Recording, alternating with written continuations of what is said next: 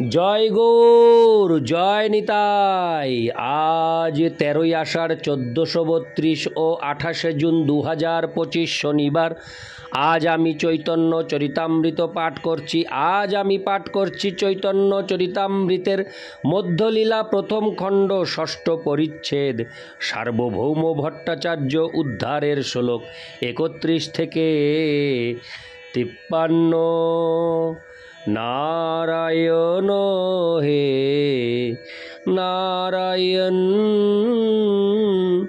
ভবভয় হরণম নারায়ণ। শ্লোক 31। সার্বভৌমে জানাঙ্গা সবা নীল অভ্যন্তরে, নিত্যানন্দ গোসাঙ্গীরে তেহ কইল নমস্কারে। শ্লোকার্থ: সার্বভৌম ভট্টাচার্যের অনুমতি নিয়ে গোপীনাথ আচার্য সমস্ত ভক্তদের গৃহাভ্যন্তরে নিয়ে গেলেন এবং নিত্যানন্দ প্রভুকে দেখে সার্বভৌম ভট্টাচার্য সশ্রদ্ধ প্রণতি নিবেদন করলেন। ইতি শ্লোক 31। শ্লোক 32। সভা সহিত যথাযোগ্য করিল মিলন, প্রভু দেখি সবার হইল হরষিত মন। শ্লোকার্থ: সার্বভৌম ভট্টাচার্যের সঙ্গে সমস্ত ভক্তদের পরিচয় হল এবং তিনি তাদের যথাযোগ্য সম্ভাষণ জানালেন। ইতি শ্লোক 32। শ্লোক 33। সার্বভৌম পাঠাইল সভা দর্শন করিতে, চন্দনেশ্বর নিজ পুত্র দিল সবার সাথে।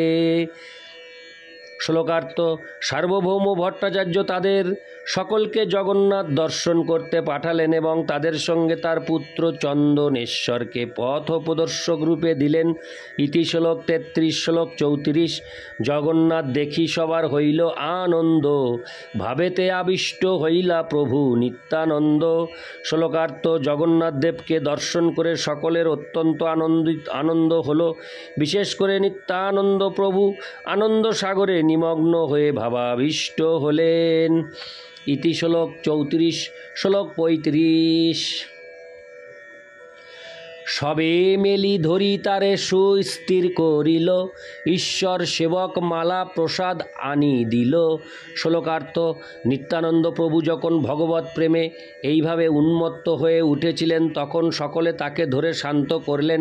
শ্রী জগন্নাথ দেবের সেবক তখন তাদের শ্রী জগন্নাথ দেবের মালা প্রসাদ এনে দিলেন। ইতি শ্লোক 35। শ্লোক 36।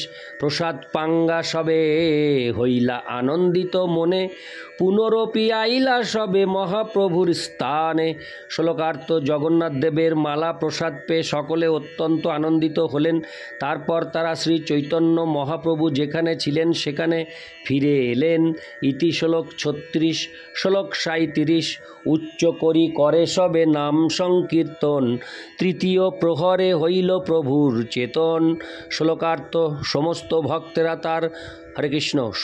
ভক্তেরা তখন উচ্চৈশ্বরে হরে কৃষ্ণ মহামন্ত্র কীর্তন করতে লাগলেন। তৃতীয় প্রহরে শ্রী চৈতন্য মহাপ্রভুর চেতনা ফিরে এলো। ইতি শ্লোক 37। শ্লোক 38।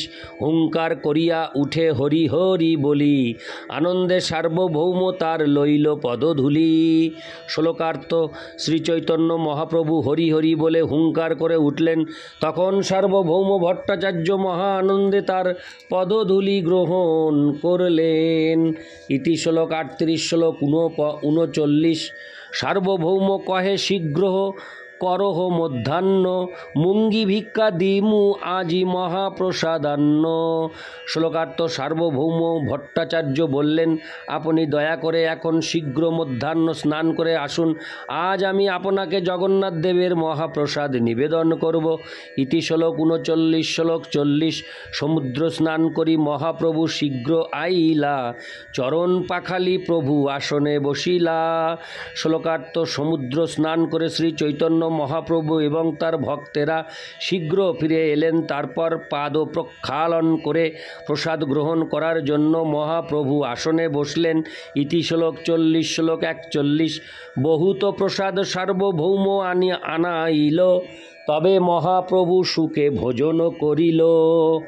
শ্লোকার্থ: সার্বভৌম ভট্টাচার্য জগন্নাথ মন্দির থেকে বহু রকমের মহাপ্রসাদ আনিয়েছিলেন। মহাসুখে মহাপ্রভু তখন সেই মহাপ্রসাদ ভোজন করলেন। ইতি শ্লোক 41। শ্লোক 42। সুবর্ণ থালির অন্ন উত্তম ব্যঞ্জন, ভক্তগণ সঙ্গে প্রভু করেন ভোজন। শ্লোকার্থ: সোনার থালায় শ্রী চৈতন্য মহাপ্রভুকে অন্ন এবং অতি উত্তম ব্যঞ্জন নিবেদন করা হয়েছিল।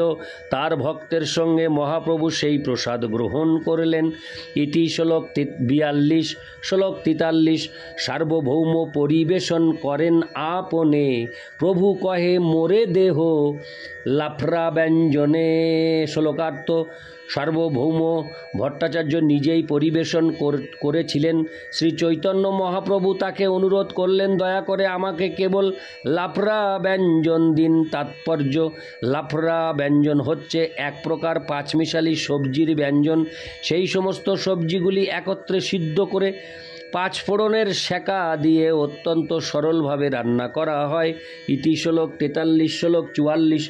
পিঠাপানা দেহ তুমি ইহা সব আকারে, তবে ভট্টাচার্য কহে জুড়ি দুই করে। শ্লোকার্থ: পিঠা পানাগুলি আপনি এদের সকলকে দিন। সেই কথা শুনে সার্বভৌম ভট্টাচার্য হাত জোর করে বললেন। ইতি শ্লোক 44। শ্লোক 45। জগন্নাথ কইছে করিয়াছেন ভোজন, আজি সব মহাপ্রসাদ করো আস্বাদন।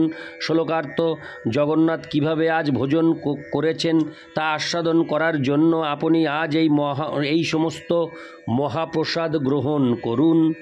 ইতি শ্লোক 45। শ্লোক 46। এত বলি পিঠা পানা সব খাওয়াইলা, ভিক্ষা করাঙ্গা আচমন করাইলা। শ্লোকার্থ: এই বলে তিনি শ্রী চৈতন্য মহাপ্রভুকে পিঠা পানা ইত্যাদি সমস্ত উপাদেয় খাদ্য ভোজন করালেন এবং তারপর ভোজন সমাপ্ত হলে তাকে আচমন করালেন। ইতি শ্লোক 46। শ্লোক 47। আজ্ঞা মাগি গেলা গোপীনাথ আচার্য কেলঙ্গা, প্রভুর নিকট আইলা ভোজন করিঙ্গা। শ্লোকার্থ: শ্রী চৈতন্য মহাপ্রভু এবং তার ভক্তদের আদেশ নিয়ে সার্বভৌম ভট্টাচার্য গোপীনাথ আচার্যকে নিয়ে ভোজন করতে গেলেন। ভোজনান্তে তারা শ্রী চৈতন্য মহাপ্রভুর কাছে ফিরে এলেন। ইতি শ্লোক 47। শ্লোক 48। নমো নারায়ণায় বলি নমস্কার কইল, কৃষ্ণে মতিরস্তু বলি গোসাঙ্গী কহিল। শ্লোকার্থ: শ্রী চৈতন্য মহাপ্রভুকে প্রণাম করে সার্বভৌম ভট্টাচার্য বললেন, নমো নারায়ণায়। তার উত্তরে শ্রী চৈতন্য মহাপ্রভু বললেন, কৃষ্ণে মতিরস্তু। তাৎপর্য: চতুর্থ আশ্রমের সন্ন্যাসীরা ওং নমো নারায়ণায় বলে পরস্পরকে সম্ভাষণ করেন। নীতিশাস্ত্র অনুসারে সন্ন্যাসীর পক্ষে কারো কাছ থেকে কিছু গ্রহণ করা উচিত নয় এবং নিজেকে পরমেশ্বর ভগবান বলে মনে করা উচিত নয়। সন্ন্যাসীরা কখনো মনে করেন না যে তারা ভগবানের সঙ্গে এক হয়ে গেছেন। তারা সর্বদাই নিজেদের শ্রীকৃষ্ণের নিত্য সেবক বলে মনে করেন এবং তারা চান যে পৃথিবীর সকলে যেন কৃষ্ণ ভাবনার অমৃত গ্রহণ করেন। এই জন্য বৈষ্ণব সন্ন্যাসীরা সকলকে তাদের আশীর্বাদ প্রদান করে বলেন, কৃষ্ণে মতিরস্তু, শ্রীকৃষ্ণে তোমাদের মতি হোক। ইতি শ্লোক 48। শ্লোক 49। শুনি সার্বভৌম মনে বিচার করিল, বৈষ্ণব সন্ন্যাসী ইহ বচনে জানিল। শ্লোকার্থ: সেই কথা শুনে সার্বভৌম ভট্টাচার্য বুঝতে পারলেন যে শ্রী চৈতন্য মহাপ্রভু হচ্ছেন বৈষ্ণব সন্ন্যাসী। ইতি শ্লোক 49। শ্লোক 50। গোপীনাথ আচার্যেরে কহে সার্বভৌম, গোসাঙ্গীর জানিতে চাহি কাহা পূর্বাশ্রম।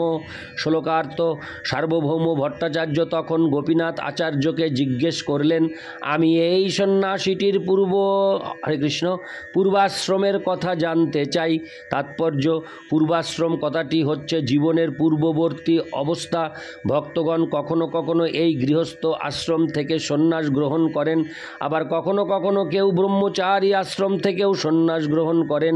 গৃহস্থ রূপে শ্রী চৈতন্য মহাপ্রভুর পূর্বাশ্রমের কথা সার্বভৌম ভট্টাচার্য জানতে পেরে হরে কৃষ্ণ চেয়েছিলেন। ইতি শ্লোক 50। শ্লোক 51।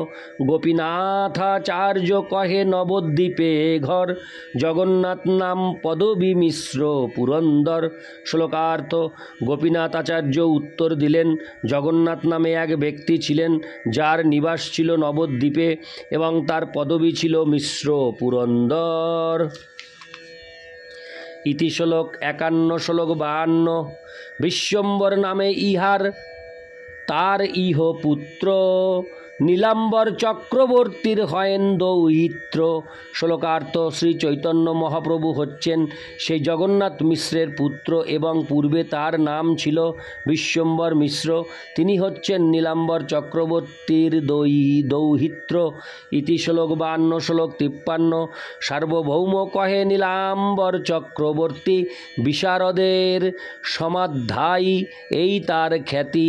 শ্লোকার্থ: সার্বভৌম ভট্টাচার্য বললেন, নীলাম্বর চক্রবর্তী ছিলেন আমার পিতা মহেশ্বর বিশারদের সহপাঠী, সেই সূত্রে আমি তার সঙ্গে পরিচিত ছিলাম।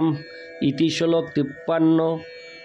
নারায়ণ হে নারায়ণ ভবভয় হরিণম নারায়ণ।